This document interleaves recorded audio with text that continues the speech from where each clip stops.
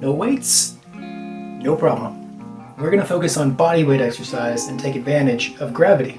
There's a lot of freedom in tailoring bodyweight workouts to your needs. We can modify frequency, intensity, and time of workouts to improve muscular strength, endurance, and even power. And yes, again, these workouts can help with weight loss, but that's a whole other topic. For today, we're going to talk about exercises that target our lower body using nothing but our own body weight. Compound lifts, or exercises, are movements that engage multiple areas of the body at once. And the best example of this is the squat.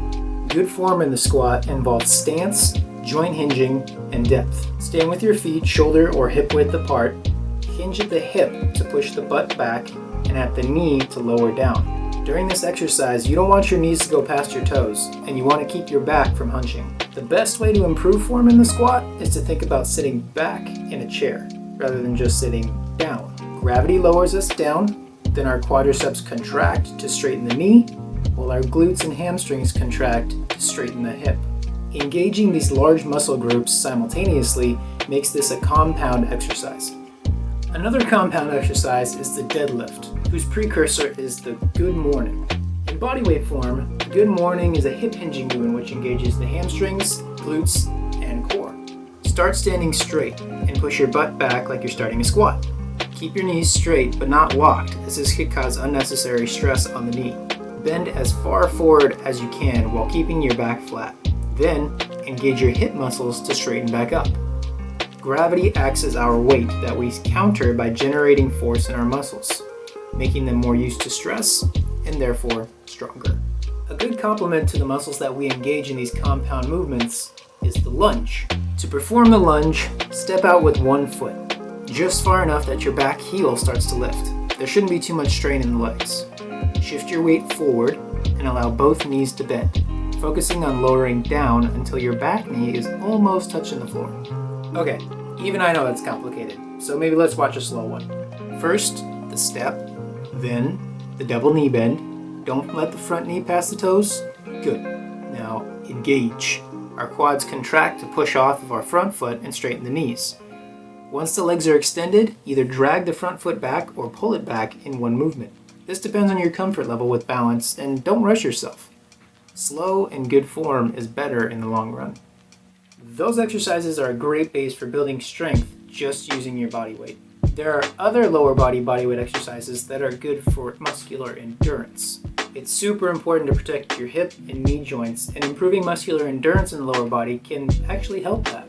Getting your muscles used to bearing your weight instead of your joints can really help your body out in the long run. Now, our hips are ball and socket joints that can move in pretty much any direction. We can improve the muscular endurance of our hips in any of those directions as well. Our hip extensors are our glutes and hamstrings which straighten the hip. We can perform hip extensions while standing or lying prone to strengthen these extensor muscles. For each, it's important to focus on keeping the back flat and legs straight to fully engage the hip and not put stress on other muscles. We also have hip abductors that allow us to move our legs out to the side. We can strengthen the abductors, again, in standing or lying positions. Raise the leg to the side, and again, focus on keeping the trunk flat and the leg straight. One last exercise that can help build muscular endurance in the lower body is the wall sit. Start flat against a wall and keep your back against it while inching your feet out and lowering yourself down. Allow the knees to bend until you reach a point that is challenging to hold. For some, this may be quads parallel to the floor, and for others, it may be just a half squat. Regardless, holding yourself in this position for intervals of time, typically more than 15 seconds, engages your quads, hamstrings, hips, and even lower leg stabilizers. Our lower body is constantly called upon to get us through our daily activities. Even if it's just walking from place to place, our muscles below the belt are essential.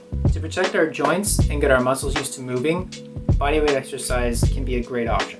Being able to combine these exercises while altering intensity and volume can give us the perfect workouts for maintaining a healthy body. I hope that these and all movements that I cover help make your life a little bit easier.